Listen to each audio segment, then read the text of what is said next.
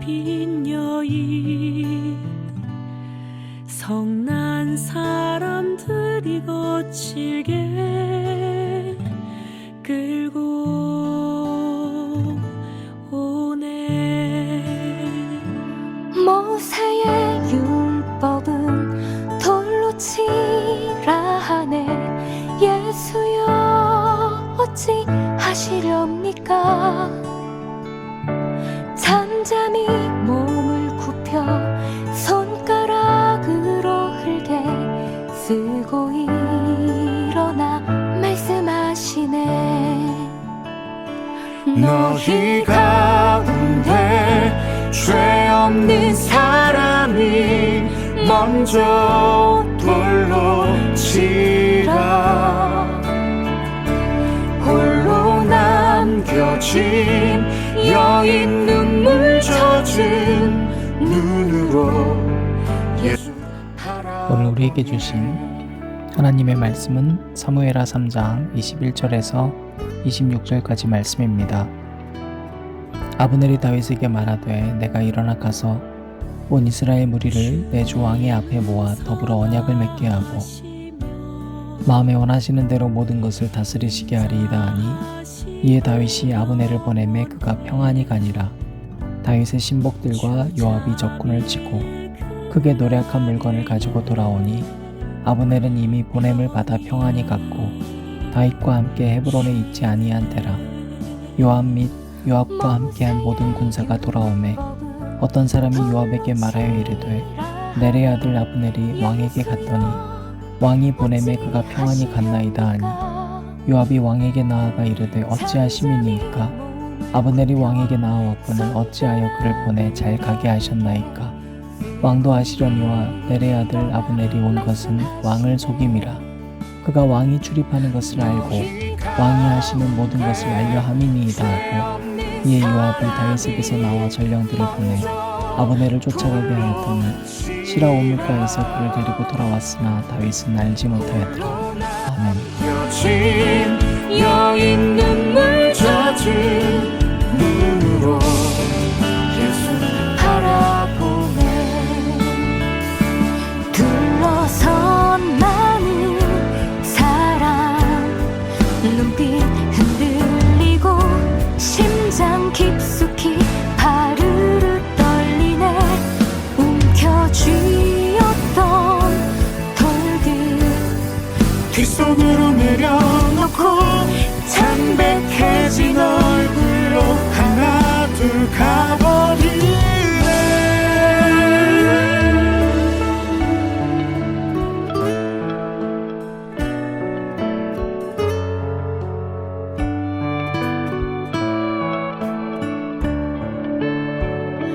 너희 가운데 죄 없는 사람이 먼저 돌로 치라.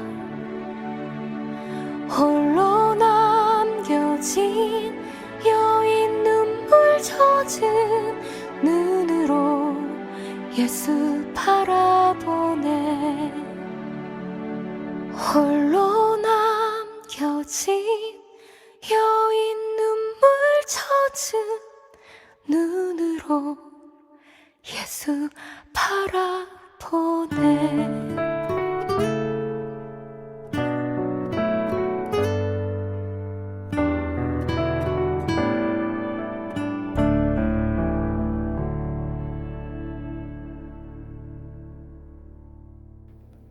오늘도 우리 주님의 크신 은혜와 사랑이 저와 여러분에게 가득하길 바랍니다. 더불어 우리 박대현 목사님의 아버님 박종렬 집사님께서 이제 일반 병실로 옮기셔서 회복 중에 계십니다. 계속해서 기도해 주시기 바랍니다. 우리는 다윗이 지금 왕이 된 시점에 이야기를 듣고 있습니다. 그때 아브넬에 대해서 우리가 어제 봤는데, 아브넬은 어떤 사람이었어요? 사울의 군대 장관이었습니다. 이미 사울 왕 그리고 이스보셋을 제외한 아들들이 다 전사했기 때문에 그가 정말로 하나님을 믿었다면 다윗이 진정한 왕임을 인정해야 됐지만 아브넬은 그러지 못했습니다. 그러나 본인 스스로에게는 정통성이 없으니까 이스보셋을 이용했습니다. 실제로 이스보셋에게 충성하려고 했던 게 아니라요. 그를 사랑했던 게 아니라 이스보셋이 있어야지만 본인의 그 이스라엘에서의 입지가 있다고 생각했기 때문이겠죠. 그래서 이스보셋을 꼬드겨서 왕이 되게 합니다. 사무엘하 2장 8절에서 9절입니다.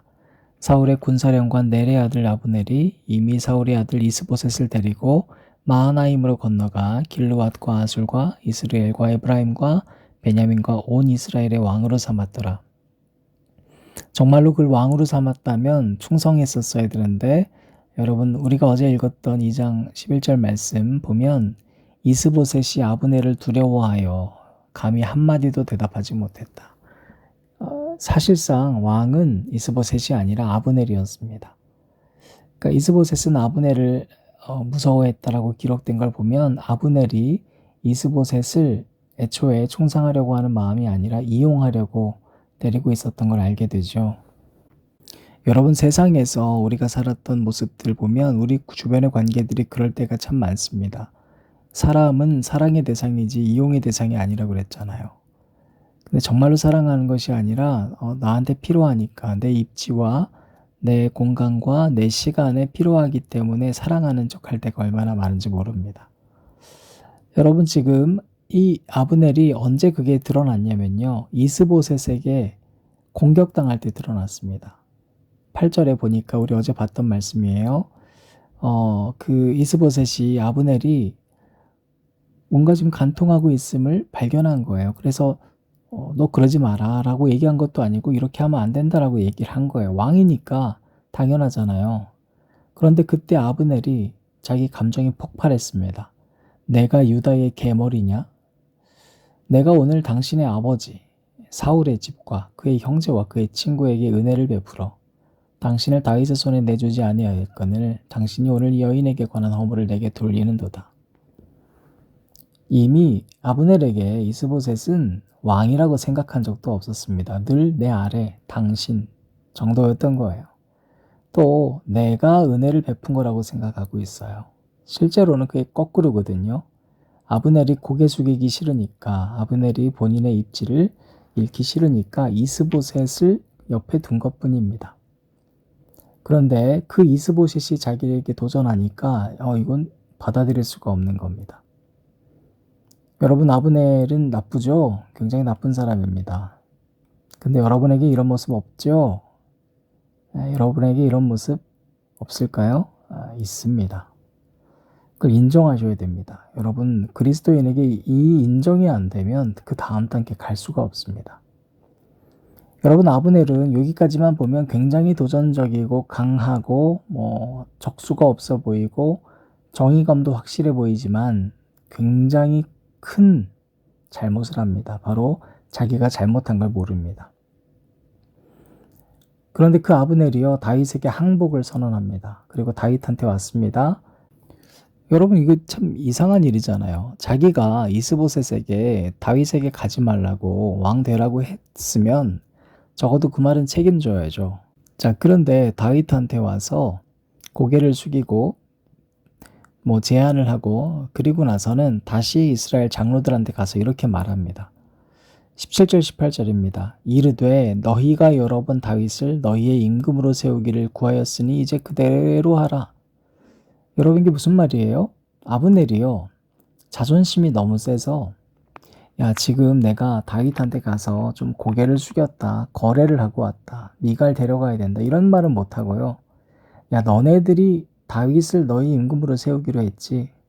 내가 이제 수락해 줄게. 마치 자기가 마음이 아주 넓은 것처럼 꾸미고 있습니다. 여러분 아마 아브넬은 몰랐을 거예요. 이건 내 마음 누구도 모르겠지. 내가 좀 속 넓은 사람처럼 보이겠지 했지만 성경은 여지없이 2000년 이후 4000년 이후 우리들에게까지 그가 얼마나 나쁘끄러운 행동을 했는지 다 드러내주고 있습니다. 부끄럽잖아요 여러분. 지금 이 선택이 내가 너희들 위해서 그냥 수락해 주는 거야. 여러분 이렇게 해서 아브넬이 다윗에게 갔습니다. 자 그리고 다윗은 이런 아브넬을 받아들였습니다. 어제 말씀에서 받아들이는 다윗의 모습 가운데 정말로 아브넬을 사랑해서라는 것이 아니라 이번 기회에 내가 또 미가라고 좀 잘해봐야지라는 개인적인 야심이 있었다는 걸 알게 됐습니다. 여러분, 이 모습 또한 또 얼마나 부끄러워요. 다윗은 아마 그때는 몰랐을 거예요. 이거 우리 아브넬하고 나만 조용히 얘기한 건데 누가 알겠어. 근데 여러분, 우리 다 보고 있잖아요. 이거 얼마나 부끄러운 고백인지. 자, 오늘 본문은 요압에 대한 이야기입니다. 이 이야기들을 듣고 나서 요압이 등장하는데요.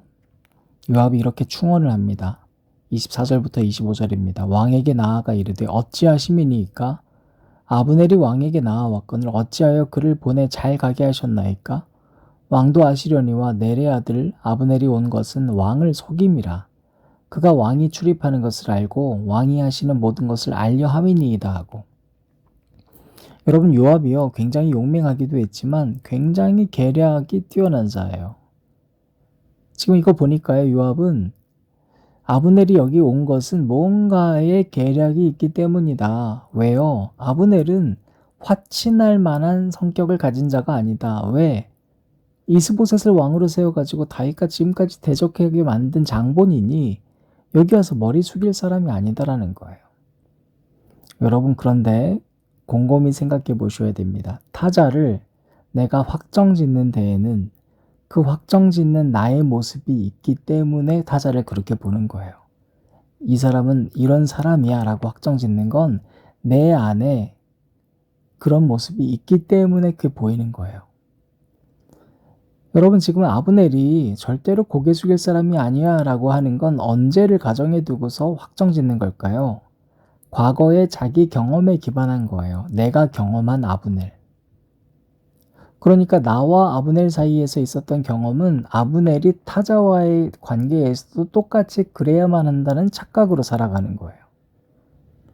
또 아무리 시간이 흘러도 아브넬은 절대 변하지 않아라고 하는 것에는 나도 절대 변하지 않기 때문인 거예요, 여러분. 여러분, 우리 그런 얘기 많이 하죠. 사람 진짜 안 변해. 그 얘기가 가능하신 이유가 뭘까? 곰곰이 생각해 보세요. 내가 안 변하는 거예요. 내가 변해본 적이 없는 거예요.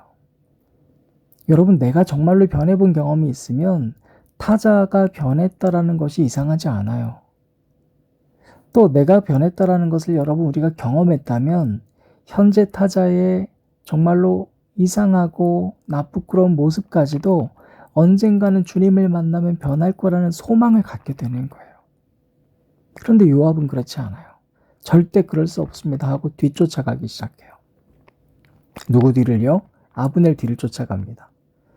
여러분, 이번 주간 말씀 잘 쫓아오신 분이면 기억나셔야 돼요. 지금 이게 뭐랑 똑같아요? 이전에 똑같은 일이 있었어요. 요압이 아브넬 뒤를 쫓아갔어요. 그런데 그때는 뒤를 쫓아만 갔지 요압이 아브넬의 말 이후에 돌아서서 다시 왔거든요. 사무엘하 2장 26절에서 28절입니다. 아브넬이 요압에게 외쳐 이르되 칼이 영원히 사람을 상하겠느냐? 마침내 참혹한 일이 생길 줄을 알지 못하느냐? 네가 언제 무리에게 그의 형제 쫓기를 그치라 명령하겠느냐? 요압이 이르되 하나님이 살아계심을 두고 맹세하노니 네가 말하지 아니하였더라면 무리가 아침에 각각 다 돌아갔을 것이요 그의 형제를 쫓지 아니하였으리라 하고 요압이 나팔을 불매 온 무리가 머물러 서고 다시는 이스라엘을 쫓아가지 아니하고 다시는 싸우지도 아니하니라. 여러분, 요압이 뒤를 쫓아갔다가요 아브넬이 한마디 했어요. 너 형제 쫓기를 멈춰라. 그때 요압이 좀 억울하긴 하지만 하나님을 살아계심을 두고 맹세하건대 난 다시는 안 싸운다. 선언했습니다. 여러분, 적어도 지금 이스라엘, 즉 사울 쪽 장군이 아니잖아요. 다윗 쪽 장군이잖아요. 그러면 하나님께 맹세했다라는 이 말이 부끄럽진 않긴 살아야죠. 여러분, 지금 이 말씀에서 우리는 요압이 다시 아브넬과의 해결되지 않은 문제가 튀어나오니까 이 아브넬을 쫓아가고 싶어하는 마음이 행동으로 또 드러나게 됐어요. 여러분, 말씀이 아브넬이 변하지 않는다는 걸 보여주는 걸까요? 요압이 여전히 그대로임을 보여주는 걸까요? 여러분, 똑같다는 거예요. 똑같다. 아브넬도 그대로지만 요압도 그대로다. 여러분, 요압은 심지어 그가 했었던 고백까지도 하나님이 다 기록해 두셨어요. 하나님의 이름을 걸고 맹세하건대 안 싸우겠다고 해놓고 여러분, 놀랍게도 쫓아가서 죽여버려요. 여러분, 아브넬은 자기 뒤를 쫓았던 아사헬을 죽였고요.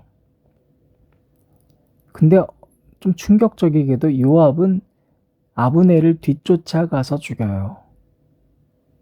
뭐가 다를까요?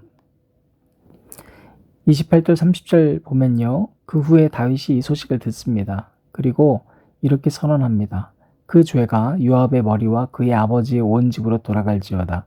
또 요압의 집에서 백탁병자나 나병 환자나 지팡이를 의지하는 자나 칼에 죽는 자나 양식이 떨어진 자가 끊어지지 아니할지로다 하니 저주를 내렸어요. 왜 그런가? 결론이 이렇게 기록됩니다. 요압과 그의 동생 아비새가 아브넬을 죽인 것은 그가 기브온 전쟁에서 자기 동생 아사헬을 죽인 까닭이었더라. 입으로는 요압이 계속 정의를 얘기했어요. 다윗에게. 그럴 순 없다. 어떻게 살려보내냐. 그치만 그는 개인적인 복수심으로 똘똘 뭉쳐있던 거예요. 그때 해결하지 못하고 내가 왠지 진 것 같은 패배감이 여전히 그를 사로잡고 있었어요. 그래서 그는 하나님과 약속했던 것도 잊어버렸어요. 여러분, 이것이 요압의 모습이죠? 그렇지 않아요. 이게 우리 모습이에요. 여러분, 언젠가 한 목사님께서 그런 말씀하셨던 기억이 나요. 누군지 기억이 안 나는데요. 이 메시지만 기억이 나요. 우리 안에는 기회만 되면 예수님을 십자가에 못 박아야 직성이 풀리는 그런 욕망이 있다. 참 무섭게 들렸어요. 기회만 되면 이게 또 뚫고 나온다는 거예요. 여러분, 이것이 우리 안에 있다는 걸 알면 우리가 어떻게 내가 잘했다 얘기하고 너는 못했다 말할 수 있겠어요? 이 요압과 아브넬의 참 길고 긴 서로 물고 물렸던 그 관계가요. 결국에는 아브넬이 요압을 죽인 게 아니라 요압이 아브넬을 처참히 죽이고 요압이 저주를 받고 끝났다는 걸 우리에게 하나님이 들려주신다면 그리스도인은 오늘날 어떻게 살아야 될까 우리는 고민해 봐야 돼요. 여러분, 내가 바로 요압 같은 존재. 하나님과의 약속도 있고 너는 절대 안 변해 똑같애라고 말하고 있는 그 모습에는 여전히 옛날 내 모습 그대로 변치 않는 내가 있었음을 잊고 있는 겁니다. 여러분, 우리 그리스도인들은 뭘 연습하는 존재인가? 십자가인데요. 십자가는 용서를 연습하는 거예요. 입으로는 정의를 말하지만 실제로는 그 누구도 용서하지 못하고 복수심으로 똘똘 뭉친 우리들. 우린 그렇게 살아왔어요. 그런데 그런 우리를 주님은 계속 수용해주고 계세요. 여전히 용서해주고 계세요. 여전히 품어주고 계세요. 이런 죄로 가득 찼는데 여전히 우리에게 너도 거룩하다 말씀해주는 그 단어가 때로는 너무 미안해요. 여러분, 우리가 그 은혜를 깨닫고 오늘 다시 일어나서 다시 한번 십자가의 정신으로 우뚝 서는 저와 여러분 되시기를 주님의 이름으로 축원합니다. 하나님 감사합니다. 오늘 나의 모습을 돌아보게 해주셔서 감사합니다. 하나님, 우리는 거룩한 것 같았으나 아브넬 같았고 또 요압과 같은 모습으로 똘똘 뭉쳐 있었습니다. 기회만 되면 예수님을 십자가에 못 박는 것이 우리에게 너무나도 쉬웠던 과거의 모습을 진심으로 회개합니다. 그런데 이것이 내 잘못이 아니라 늘 남의 잘못이라고 이야기하고 결국엔 아브넬이 몰락하기를 바라는 우리 모습이 이 시간 있음을 하나님 앞에 회개하며 이제는 다시 한번 우리가 하나님의 사람으로 그리스도인의 정신으로 우뚝 서기를 간절히 바랍니다. 예수님 이름으로 기도드렸습니다. 아멘.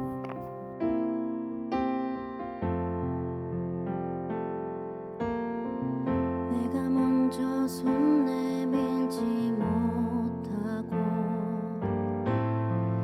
내가 먼저 용서하지 못하고 내가 먼저 웃음 주지 못하고